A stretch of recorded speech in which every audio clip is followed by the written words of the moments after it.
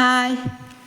അപ്പോൾ ഞാൻ ഈ ഒരു കുറഞ്ഞ ഇവിടെ 2 വരി ചെടികൾക്കിടയിൽ കുറച്ച് സ്ഥലമുള്ളടത്ത് അടിയിൽ കരിയില നിരത്തി അതിൻ്റെ മീതെ ലേശം മണ്ണ് തൂവി കൊടുത്തിട്ട് വെണ്ണീറുമിട്ട് ഓരോ ചീരത്തൈ നട്ടു കൊടുത്തിരിക്കുകയാണ്. അപ്പോൾ നമുക്ക് ഒരു സൂചി കുത്തുന്ന സ്ഥലമുണ്ടെങ്കിൽ നമുക്ക് ചീര നട്ടുപിടിപ്പിക്കാം. അത്രമാത്രം സ്ഥലമേ ആവശ്യമുള്ളൂ. അപ്പോൾ ഇതിൽ നിന്ന് ഓരോ തൈ കൊണ്ടുപോയി അവിടെ ഓരോന്ന് നട്ടു കൊടുത്തിരിക്കുകയാണ്.